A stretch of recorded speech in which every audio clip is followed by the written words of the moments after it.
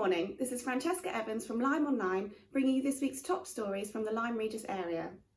Palmer's Brewery has revealed new scaled-back plans for the former Three Cups Hotel in Lyme Regis, which has stood empty for more than 30 years.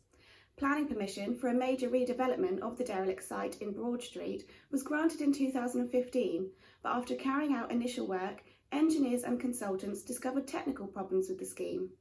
Palmer's has now reduced the scale of the project, while still maintaining the essential parts of the original scheme, including refurbishment of the former hotel, new apartments at the rear, a signature restaurant and beach hut style letting rooms.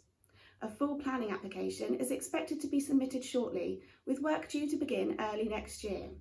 Brewery Chairman and Managing Director John Palmer said they were excited about the new plans following the successful refurbishment of the nearby pilot boat, which is also owned by Palmer's.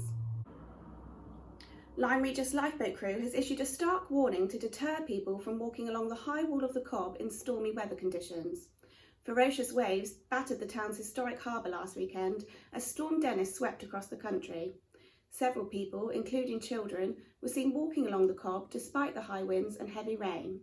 Lyme Regis lifeboat crew's operations manager Nick Marks said photos and video footage captured last weekend highlighted the dangers of walking on the high wall of the Cobb in poor conditions, which could have potentially fatal results. He warned that the sea temperature at this time of year is so low that survival time could be just a few minutes, and Lyme's own inshore lifeboat would not be able to launch in such stormy conditions. Harbour Master James Radcliffe has also asked the public to obey warning signs leading up to the high wall of the Cobb. The historic company Axminster Carpets collapsed into administration this week, with almost all staff made redundant. After weeks trying to secure a rescue deal, the 265-year-old company called in administrators on Wednesday. Axminster Carpets was once one of the largest employers in the area, but about 300 of 400 jobs were lost when the company previously went into administration in 2013. Further staff were invited to take voluntary redundancy in September last year, and almost all of the 90 remaining staff members have now been made redundant, with just a handful remaining to fulfil existing orders. The company's underlay manufacturing division, Axfelt, and its shop have reportedly been bought by rivals, but a backer has not yet been found for the main carpet-making business. Administrators said they would continue to explore all potential options for the remaining business and assets, including the historic brand name itself. East Devon District Council has said it will be working with partner organisations to assist all staff affected by the redundancies. The top of Woodmead Road in Lyme Regis was closed to traffic on Wednesday after an articulated lorry smashed a stone wall. The wall outside Spring Hill House at the junction of Woodmead Road and Silver Street collapsed after being hit. Passers-by were shocked to see the huge vehicle navigate its way out of the narrow entrance, and police said the driver reportedly failed to stop at the scene. It is thought the driver had already been deterred from travelling down Church Street by a resident who said the vehicle would not get around the narrow bend at the Guildhall.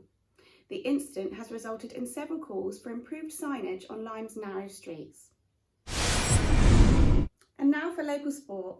With the weather threatening to play havoc again this weekend, Lyme Regis Football Club's first team could be heading for a fixture backlog at the end of the season.